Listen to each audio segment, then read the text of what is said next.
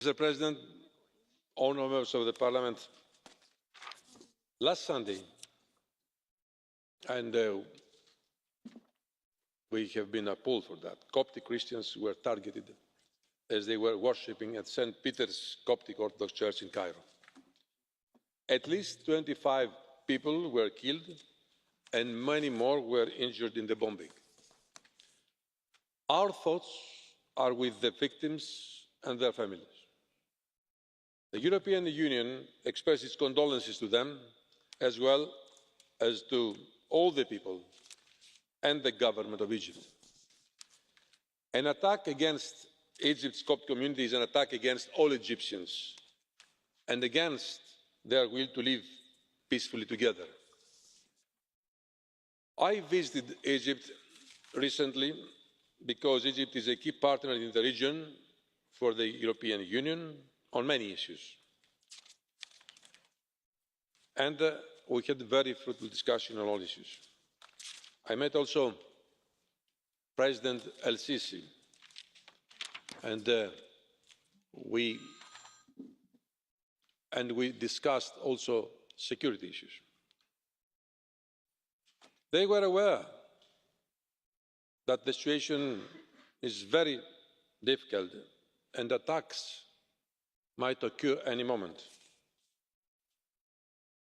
These attacks endanger a multicultural society, as Egypt is, and we express the wish to continue being.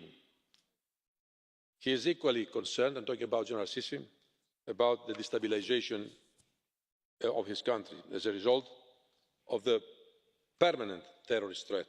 And I assured him that we are partners against this common threat and Egypt has all our support. Freedom of religion implies not only the freedom of belief, but also the freedom to worship, either individually or in community, without fear or intimidation, discrimination, violence or attack. All persons should be able to exercise their rights everywhere, based on the principles of equality, non-discrimination and universality. All states have an obligation to prevent violence based on religion or belief. But beyond the obligation, the prevention of this form of violence is also in the interest of every state, because sectarian attacks make a society weaker, less cohesive and less resilient. In the Middle East and North Africa in particular, an attack against any ethnic or religious group undermines the very fabric of society. Christianity belongs in the Middle East and in North Africa just as much as it belongs in Europe. Egypt's Christian community is as ancient as Christianity itself.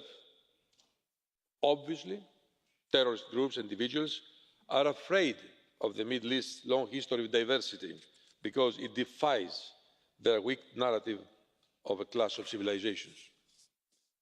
It is now for the Egyptian authorities to work to ensure that the perpetrators of this attack are promptly brought to justice and that there will be no impunity for sectarian attacks. Overall, the number of terrorist attacks in Egypt has grown in recent weeks. Just 2 days before the attack on the church, there were 2 terrorist bombings in different parts of the country, killing security personnel. We stand on the side of the Egyptian people in the fight against terrorism. It is a shared challenge which we must tackle together.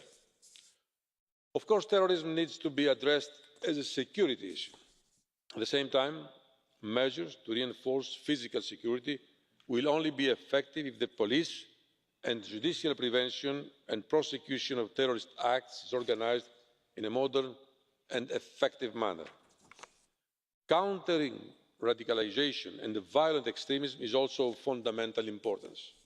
We believe that a comprehensive approach is needed, including dialogue, education, promotion of tolerance and pluralism, and adequate space for civil society. We are close to completing negotiations with Egypt on the priorities for our bilateral partnership, and this terrible incident shows how central it is becoming for us to work together with Egypt in this area as in many others. The importance that the European Union attaches to freedom of religion and belief has also been reflected in the appointment by President Juncker of a special envoy for the promotion of freedom of religion or belief outside the European Union, in the person of Mr. Jan Figel. The EU Special Representative for Human Rights, Mr. Lambrinidis, has also been actively engaged in the promotion of freedom of religion and belief during official visits to partner countries and in multilateral fora. Our work to preserve religious diversity all around the world has also a financial dimension. For instance, the European Instrument for Democracy and Human Rights invests €11 million in programmes focusing directly on freedom of religion and belief. Cooperation with our partners, both in governments and in the civil society, will remain essential to all our efforts. From Egypt to Syria, the protection of diversity is and will be a top priority in the years ahead.